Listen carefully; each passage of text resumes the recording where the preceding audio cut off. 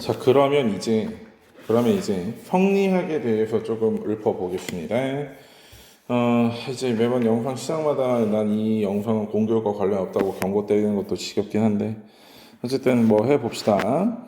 자, 성리학은, 물론 우리가 나중에 크게 제대로 한번 배울 겁니다. 제대로 한번 배울 거예요. 성리학이라는 걸 단순히 여기서 간단하게 짚고 넘어가는 거는 정말 간단하게 짚고 넘어가는 걸일 뿐이지, 실제로 성리학의 중요한 부분들에 대해서는 배울 겁니다. 자, 그런데 첫 번째 배경부터 한번 볼게요. 왜 이렇게 두껍냐, 또? 그렇지. 배경.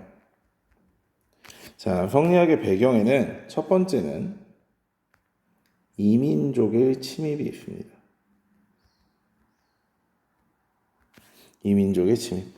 그래서 화의사상이 등장하게 돼요. 약간 다른 말로 중화사상도 뭐 비슷하게 쓸 수 있습니다. 이게 무슨 말이냐면, 좀 크게 쓸게. 미안해. 크게 띄워쓸게. 선생님도 너무 작게 쓰니까 글씨가 잘 이쁘게 안 들어가네. 아니, 너희들이야 글씨가 개판이어도 나는 글씨를 이쁘게 안 쓰면 안 되잖아. 그치? 자, 이거는 다시 말해서 정신승리를 위한 거야. 아이고, 정신승리. 정신승리. 정신승리를 위한, 학문입니다. 이민족이 5호 16국 시대 이후부터 계속해서 이민족이 쳐들어와서 자기네들이 두들겨 맞고 지고, 그 다음에 송나라 때 넘어가서도 요나라한테, 금나라한테, 서하한테, 몽골한테 계속 두들겨 맞았잖아. 그지? 자, 그러다 보니까 우리는 정말 세계 최고의 민족인데 왜 이렇게 저 북방 민족들한테 두들겨 맞는 걸까라고 생각을 하다가 중화사상이 발전하게 되는 거예요. 즉, 군사력은 너희가 이겼을지언정 뭘로는 우리가 우월하다? 문화적으로는 우리가 우월하다 라는 표현을 쓰는 겁니다. 자, 이런 거에서 배경이 많이 발전했고, 그 다음 두 번째, 황제권 강화에도 도움이 됩니다. 왜냐면 이 중화사상이니 뭐니 이런 거 역시 기초하고 있는 거, 유교에서 가장 중심으로 놓고 기초하고 있는 게 대의명분이야. 대의명분. 즉, 유학의 명분론에서 출발하는 이야기인데, 명분이 있어야 되거든. 왜 그 범죄의 전쟁에도 나오잖아. 형님, 명분이 있어야 된다. 아닙니까? 명분이. 뭐 이러면서 얘기가 나오잖아. 그치? 그런 거와 마찬가지로 어떤 행동을 하거나 사람이 어떤 뭐 짓을 벌일 때는 그거에 대한 명분이 있어야 그것이 정당화가 된다라는 거예요. 근데 왜 황제 독재 체제를 강조해야 되냐? 왜 황제권을 강화해야 되는 명분이 뭐냐면, 유교에서 이야기하는 뭐 충성, 국가에 대한 충성, 부모에 대한 효도. 근데 황제는 곧 어버이와 같은 사람이니까 효도, 충성을 해라. 이런 개념으로 명분론으로 넘어가게 되고, 세 번째, 이게 지금 성리학 배경이야, 유학의 배경이 아니야. 불교와 도교의 논리를 수용하게 돼. 그럼 왜 갑자기 얘네들이 불교와 도교의 논리를 수용을 했는가? 지금까지 내가 위진남북조 시대에서 한번 이야기를 했었던 것 같아. 유학의 인기가 굉장히 떨어지고 있어요. 왜냐면 생각을 해봐. 유학은 공부를 해서 시험을 보고 나름대로 입신양명을 해서 국가를 발전시키고 부국강병을 이룬다. 이런 것이 나름대로 학문의 어떤 모토이자 목표인데, 몇백 년간 또는 몇천 년간 몇천 년간 계속해서 전쟁만 이루어지고 있으면 어떻게 한다 그래서 위진남북조 시대처럼 청담 사상이 발전해가지고 불교나 도교, 즉 이제 이 땅에 있는 눈으로 보고 설명할 수 있는 세계가 아니라 그냥 이상 세계를 그리게 된단 말이야. 그러한 이상 세계를 그리게 되는 것들이 아무래도 죽음 이후의 세계, 피한 세계 뭐 이런 것들을 그리게 되는데, 그래서 불교나 도교는 그러한 이상 세계를 설명하고 있어. 불교에서도 극락이 있고 도교에서도 뭐 천상이 있고 그래가지고, 그래서 소위 말하는 형 이상학적 세계를 설명하고 있는데, 유학 역시 이제는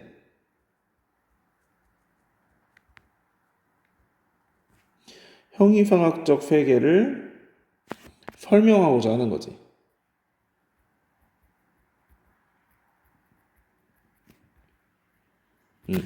형 이상학적 회계를 설명하고자 하는 거야. 이해돼? 그래서 얘네들은 누가 집대성했냐면 남송시대의 주희라는 친구가 집대성을 했습니다. 12세기에. 그래서 특징은 이기론을 강조해. 아이고, 특징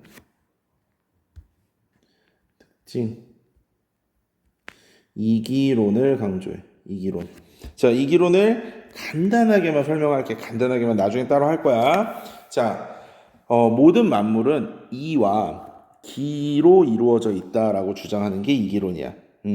기는 그러니까 이는 어떤 물체를 이루는 원리를 이야기하고 기는 그 원리가 담겨 있는 그릇을 이야기해서 이는 나름대로 형이상학적인 거고, 그러니까 형태를 이루는 것 이상의 무언가.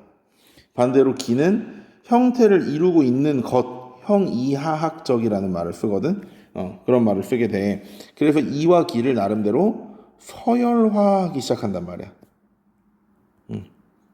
이와 기를 서열화한다. 그러니까 나름대로 눈에 보이는 것보다는 눈에 보이지 않는 것을 좀 더 중시한다. 근데 이와 기를 단순히 눈에 보이는 것으로만 구분을 하는 게 아니라 뭐 예컨대 남자는 이, 여자는 기, 임금은 이, 여자는 신하는 기 이런 식으로 모든 것들에 서열화가 들어가기 시작한단 말이야. 그러면서 당연히 임금이 이니까 기인 신하들은 임금에게 충성을 해야 된다. 뭐 그런 개념으로 접근을 하게 되거든. 세상 모든 만물의 이치를 이와 기로 이루어졌다고 주장을 하고 그런 것으로 이해를 하려는 게 성리학의 이기론인데 나중에 성리학 들어가서 훨씬 자세하게 배울 거니까 여기서는 간단히 넘어만 갈게요. 자, 그리고 한대에는 오경을 저 중시해서 오경 박사를 두었는데 이제는 오경이 아니라 사설을 더 중시하게 됩니다. 오경은 한대에서도 미리 설명했지만 시경, 서경, 역경, 예기, 춘추를 말함이고 사서는 여기서 다시 한번 적어보면 논어,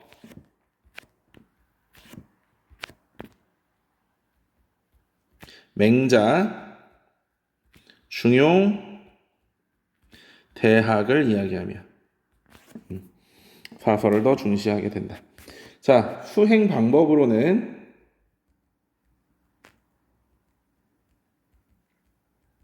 거경공리와 경물치지가 있어.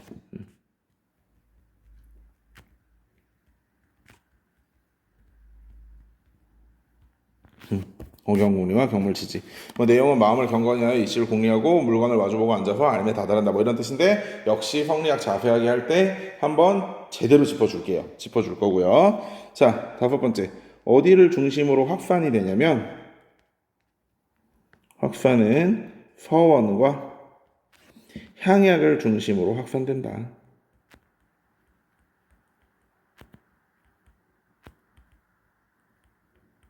이렇게 되면 성리학도 나름대로 언급 잘 한 것 같습니다. 자, 그럼 마지막으로 서민문화를 살펴볼게요. 네, 마지막으로 서민문화를 살펴보는데 아무래도 서적이 보급되는데 왜 서적이 보급되냐면 인쇄술이 발명했기 때문이야.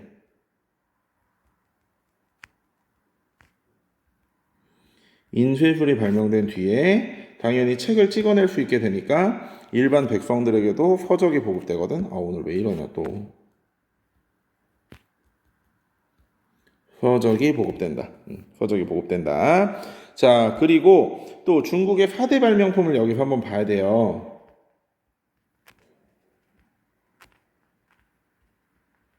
자, 중국의 4대 발명품, 세계의 역사에 엄청난 영향을 끼친 4개의 발명품이 종이고, 근데 이 종이는 한나라 시대에 발견이 된 거야.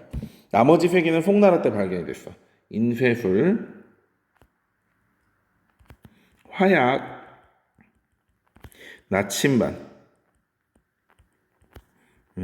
요거는 송나라 때 발견이 됐어.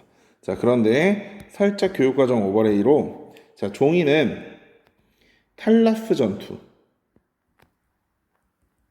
이거는 당나라 때야, 당나라 때. 탈라스 전투 때 서양으로 넘어가게 되고 인쇄술과 화약과 나침반은 나중에 나오지만 선생님이 언급해 줄 거지만 원나라 때 서역으로 전파가 돼. 이때 서양 세계로 전파가 돼.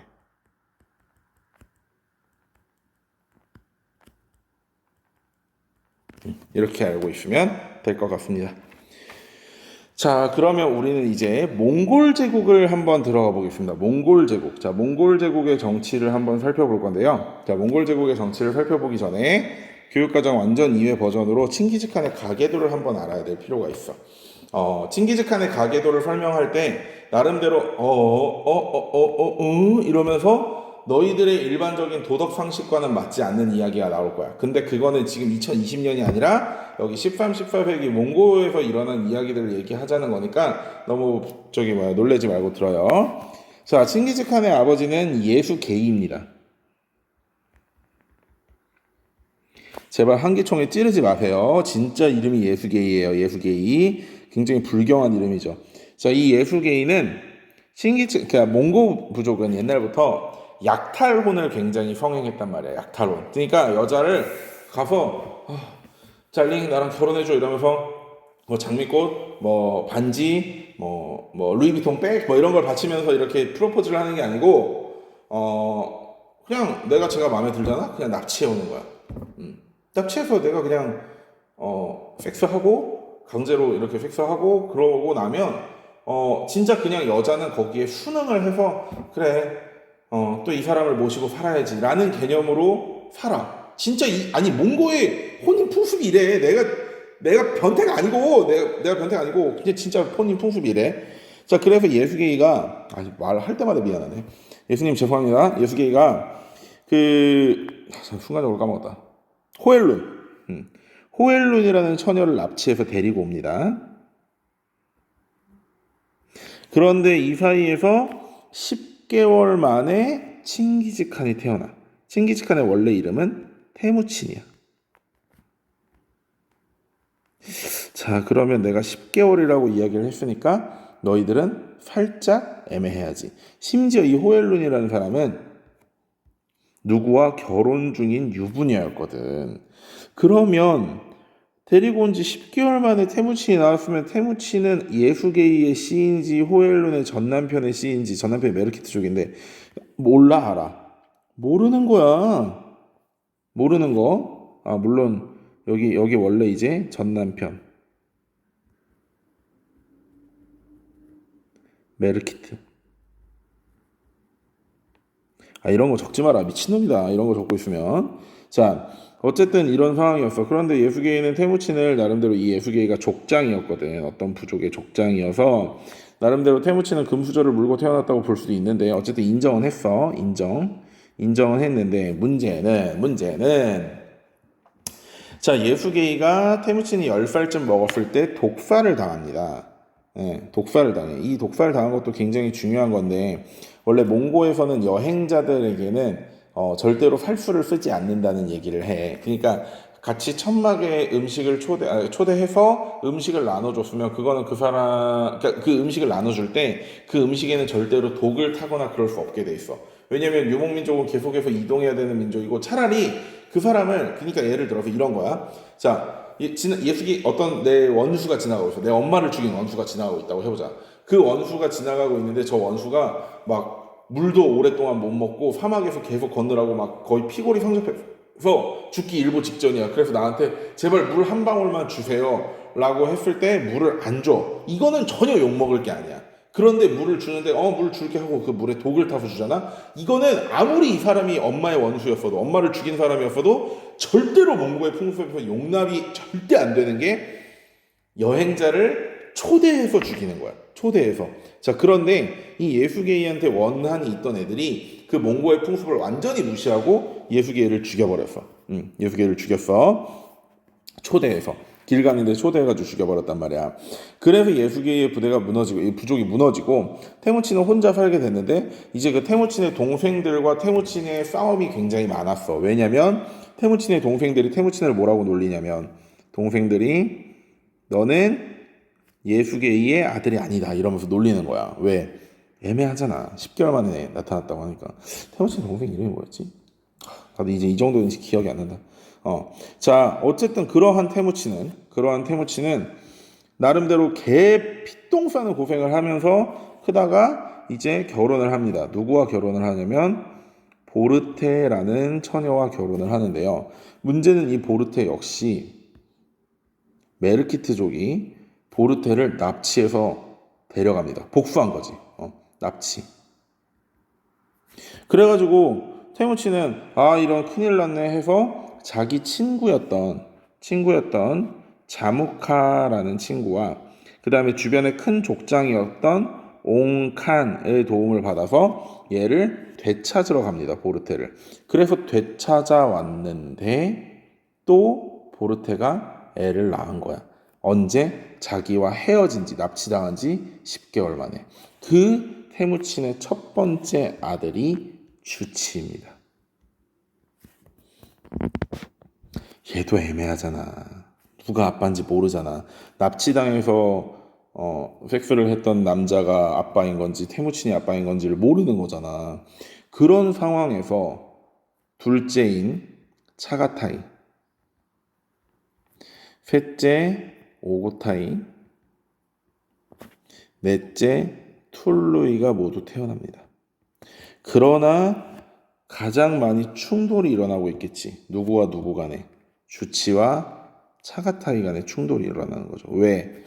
차가타이는 주치만 없으면 자기가 장남이 되는 거고, 주치는 자기가 원래 장남인데 차가타이가 계속 니네 아빠가 메르키트족이라며 이러면서 놀리고 있는 거고 미쳐버리는 거죠.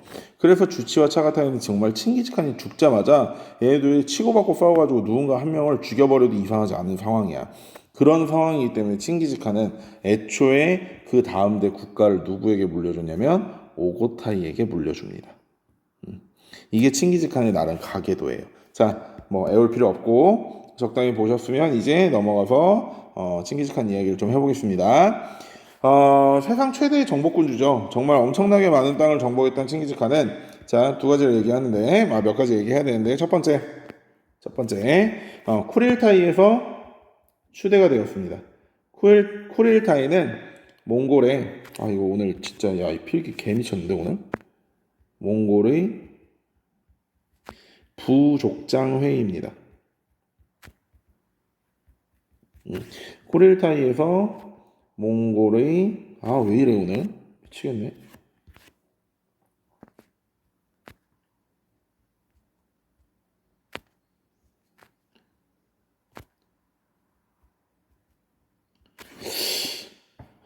오늘 왜 이러냐. 아니 왜 이러냐. 씨발. 욕하면 안 되지. 미안해. 자, 몽골의 대족장으로 선출됐고요. 두 번째, 몽고의 어떤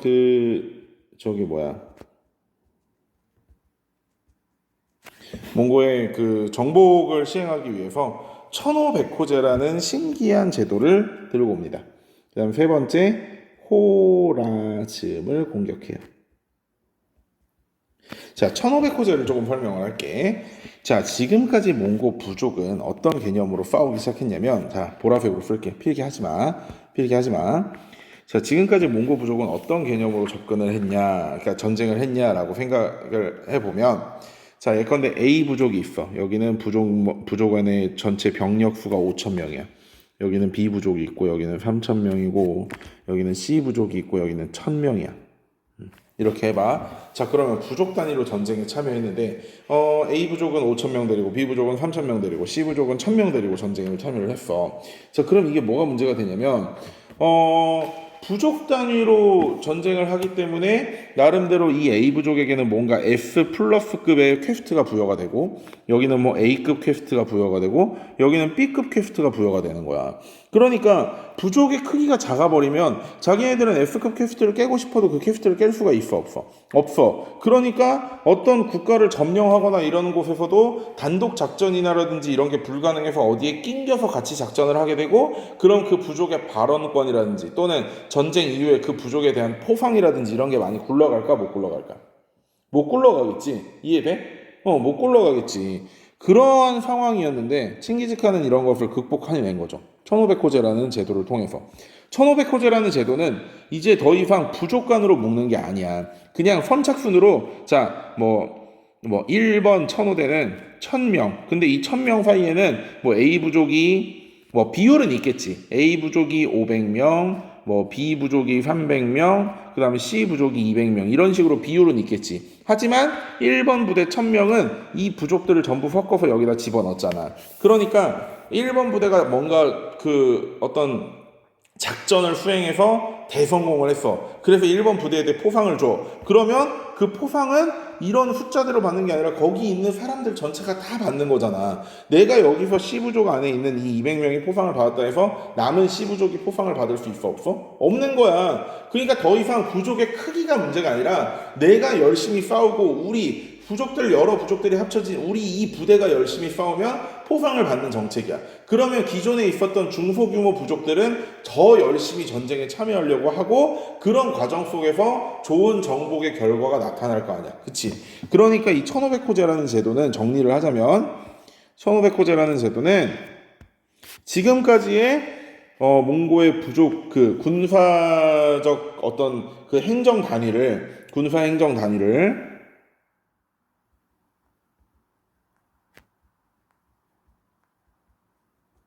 군사행정 단위를 부족, 혈연 중심에서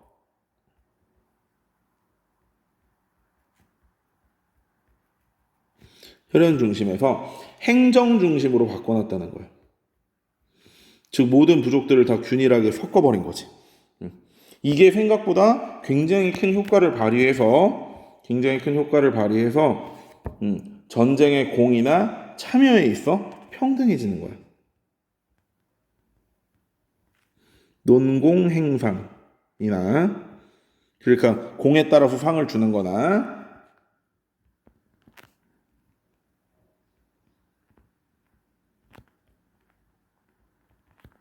평등해지는 거.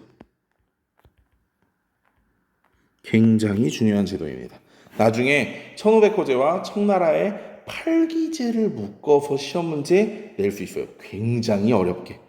나중에 팔기제 할 때 다시 한번 읊어줄게요. 자, 그 다음에 호라즘 공격이 굉장히 중요한 이유가 뭐냐면 호라즘을 공격해서 동서의 무역로를 확보했어.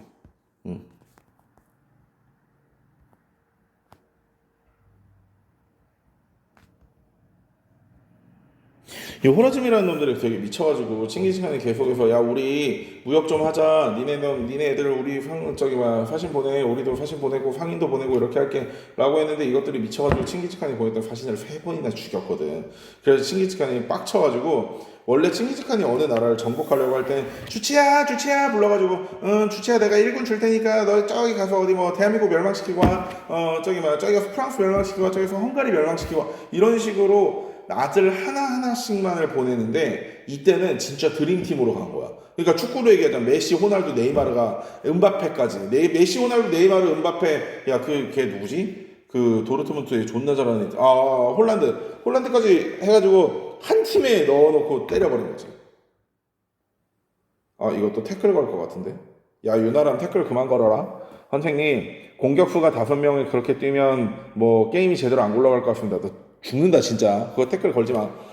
어쨌든 그런 식으로 드림팀을 만들어서 보내. 그게 본인과 4명의 아들이 전부 군대를 끌고 호라즘을 때리러 간 거야. 그래가지고 아주 그냥 탈탈탈탈탈탈탈탈 털어요. 탈탈. 자, 그 다음에 2015 개정 교육과정에 와서 새롭게 들어온 거. 나는 도대체 왜 얘네가 서하를 강조하는지 모르겠는데 서하도 공격했습니다. 서하도 공격. 자, 그 다음에 사한국 시대로 넘어가 봅시다. 자, 사한국 시대는 개정교육과정에 와서 바뀌었습니다. 표현이 울르스라는 표현을 써요. 그래서 이제는 한국이라는 표현을 안 하고 울르스라는 표현을 쓰는데 아직도 어느 일부 문제집이나 공부 개정교육과정에 관련된 내용에서는 사한국이라는 표현을 쓰기 때문에 둘 다 써놓기 바랍니다. 자, 첫 번째 우선 몽골이 이제 4개로 갈라지게 되는데 징기즈칸의 몽골이 첫 번째 몽골의 네일스는 오고타이 울루스입니다.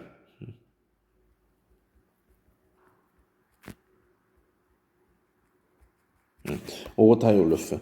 이 오고타이는 고려를 침략하고요. 뭐 때문에? 사신 피살 사건 때문에.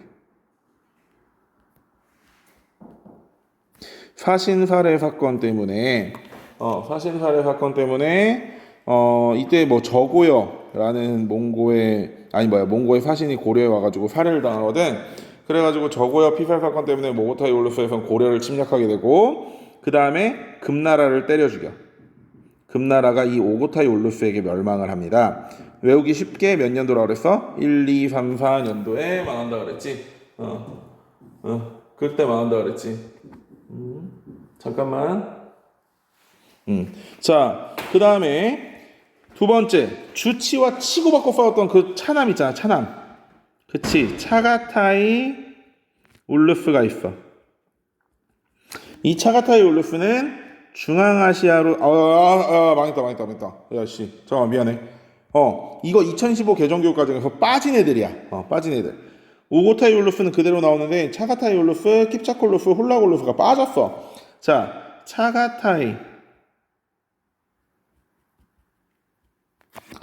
진짜 필기 존나게 미안해. 또 욕했다. 차가타이 울루스. 왜 이러지? 울루스. 자, 차가타이 울루스가 나오게 되고 중앙아시아로 진출하게 돼요.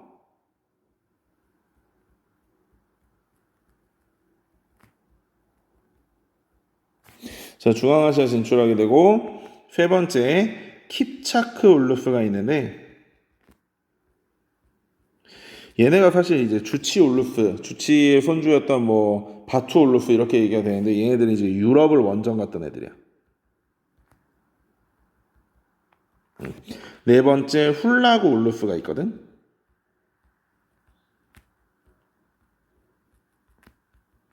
얘네들은 이슬람, 서남아시아 지역으로 진출했던 애들이죠. 이렇게 돼 있는데 어쨌든 요놈 페미놈들은 빠졌습니다. 혹시 여러분들이 나중에 몽골 제국 뭐 그런 역사 같은 걸 좀 찾아보다가 무슨 킵차크 칸국, 금장 칸국, 청장 칸국, 백장 칸국 이런 것들이 보이거든. 이게 이제 몽고 부족의 이름이고 칸국, 울루스 이런 표현인데 이해가 안 되면 선생님한테 한번 나중에 가지고 오세요. 이쪽 역사는 정말 굉장히 복잡하고 저래서 여러분들에게 읽는 걸 추천드리지도 않지만 또 누군가는 뭐 이렇게 뭐 인터넷 같은 걸 뒤지다가 또는 뭘 뒤지다가 그런 표현들을 찾으면 그거는 진짜 선생님 역사 배울 때 쓰던 표현이거든. 청장강국, 백장강국, 금장강국 이런 소리는.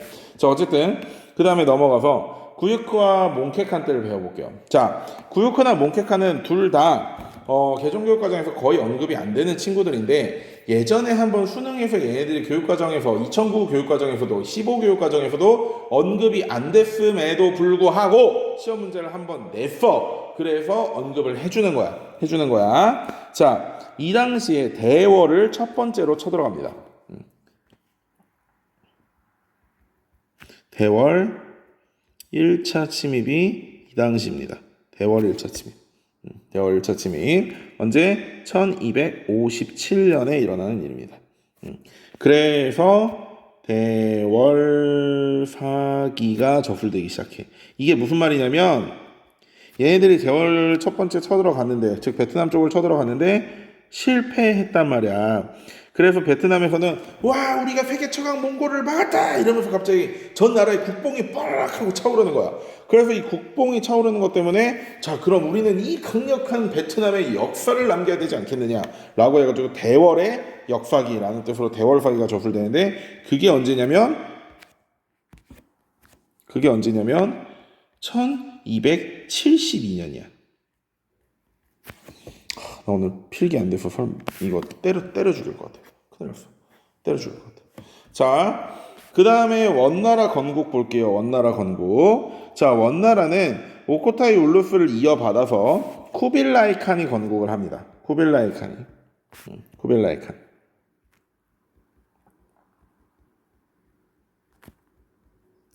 쿠빌라이 칸이 건국하고요. 수도를 카라코룸이라고 했던 몽고 한 가운데 있는 도시에서 베이징으로 옮깁니다.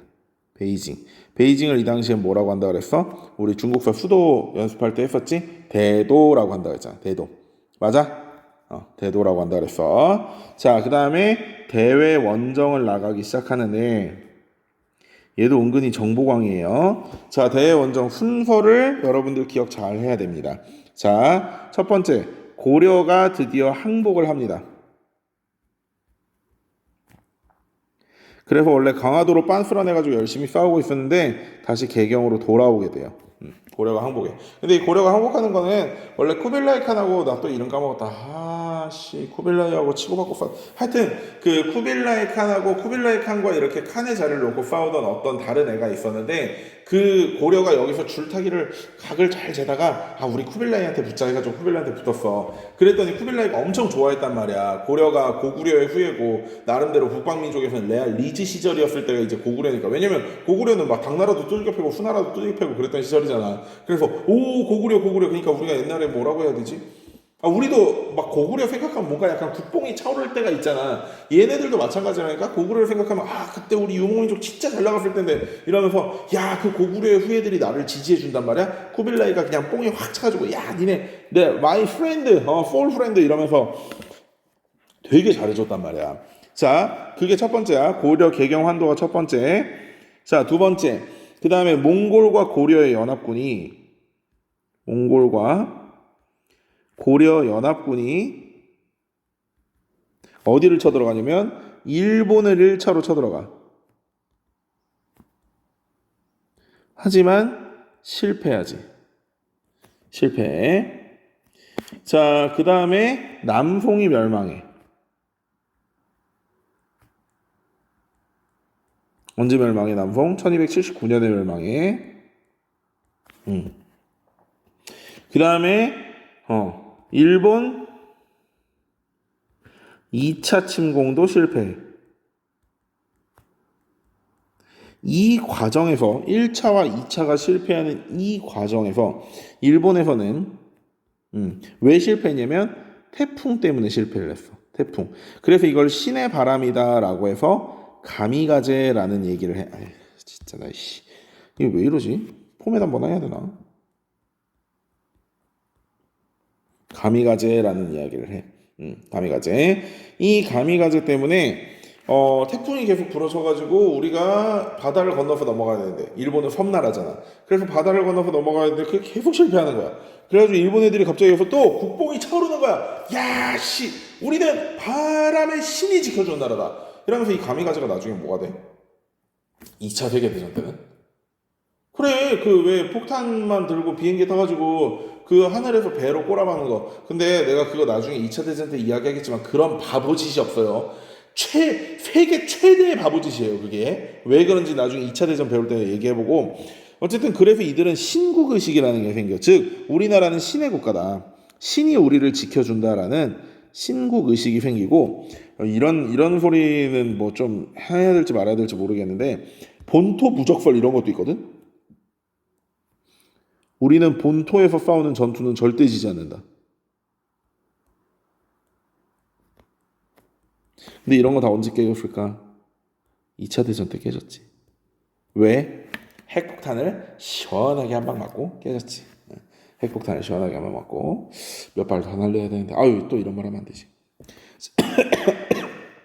자 그런데 신국이식이 생긴 거지만 가마쿠라 막부가 붕괴돼요. 아직 가마쿠라 막부가 뭔지 모르지. 일단 적어놓고 일본화 배울 때 보자. 알겠지? 가마쿠라 막부가 붕괴되고 무로마치 막부로 교체가 돼. 왜 그러냐면 오른쪽에 하나만 더 써놓으면 재정 문제 때문에. 즉 일단 원나라가 쳐들어와가지고 전쟁을 하다 보니까 막부가 돈을 너무 많이 쓰고 그 다음에 원나라 열심히 싸운 사람들에게 뭔가 상을 주고 그래야 되는데 그 상을 줄 게 없는 거야. 왜냐면 남의 땅을 뺏어야 상을 줄 게 생기는데 그냥 이건 지금 수비전을 한 거잖아. 그래가지고 막부가 교체가 된다. 자 어쨌든 이렇게 보면 되고 마지막으로 이 베트남 2차 3차 침공이 실패합니다. 베트남의 3차 침공이 실패. 그래서 이때 정말 열심히 싸웠던 사람이 누구냐면 이거 생각보다 많이 나오는 친구예요. 기억해 둡시다. 쩐흥다오라는 친구가 있습니다. 쩐흥다오가 바익당 강가의 전투에서 원나라 애들을 존나게 때려 부십니다. 예. 그러고 나서 이들 역시 또 국뽕이 차올라가지고 쯔놈 문자라는 베트남 고유의 문자를 사용하기 시작하죠. 우리는 세계 최고의 몽고도 막았다 이러면서 쯔놈 문자 사용. 자, 그런데 이렇게 잘 나가던 원나라도 쿠빌라이가 죽고 나서 나라가 펄펄펄펄 마탱이가 가기 시작하다가 그대로 마탱이가 갔는데, 자, 첫 번째 멸망의 이유, 첫 번째 교초를 남발하게 됩니다. 선생님이 송나라의 지폐는 교자와 회자고 원나라에서는 이게 교초로 바뀌었는데 이 교초를 남발하게 돼. 이게 다시 말해 화폐를 막 찍어냈다는 얘기야. 그럼 전국에 지금 화폐가 와장창창창창 풀리면 그 화폐의 가치는 떨어지겠지. 그리고 당연히 뭐가 올라가겠어? 물가가 상승하지. 물가가 상승하고. 자, 두 번째. 그러면 왜 교초를 남발했느냐? 두 번째 하기 전에 왜 교초를 남발했느냐? 많이 언급되는 부분들은 아닌데 라마교에 빠집니다. 원나라 황실이 라마교에 빠져가지고, 그러니까 사이비 종교에, 라마교를 사이비 종교라고 하면 안 되는데, 어쨌든 라마교 내에서도 사이비와 비슷한 분파에 빠졌어.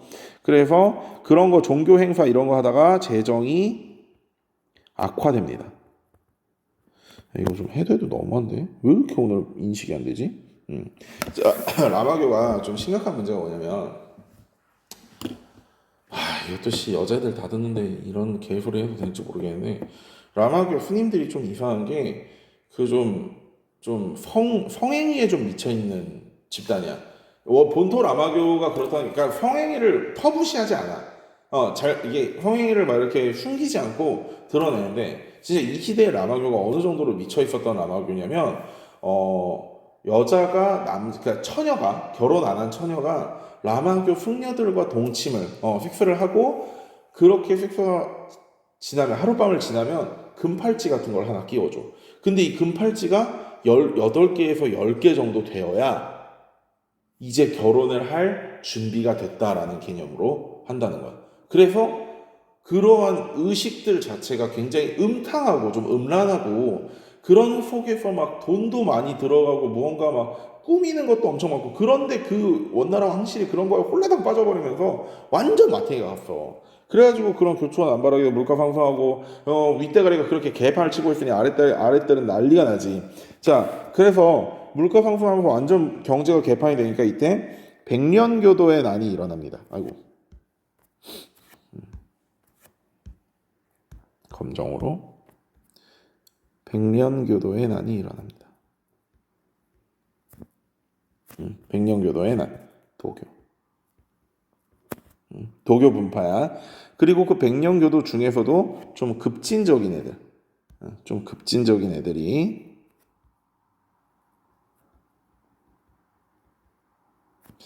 홍건적의 난을 일으킵니다. 우리 황건적 배웠잖아. 한나라 후한 멸망시켰던 그 머리에 누런 띠 두르고 있었던 황건적도 배웠지만, 홍건적은 머리에 붉은 띠를 두르고 있었던 거야. 그래서 홍건적이라고 이야기를 해. 홍건적. 자, 그러면 한 타임 끊고 정치, 경제, 사회, 문화와 정보 강조에 대해서 한 썰 풀고 요 단어 마무리 지어 보겠습니다. 고생했어요.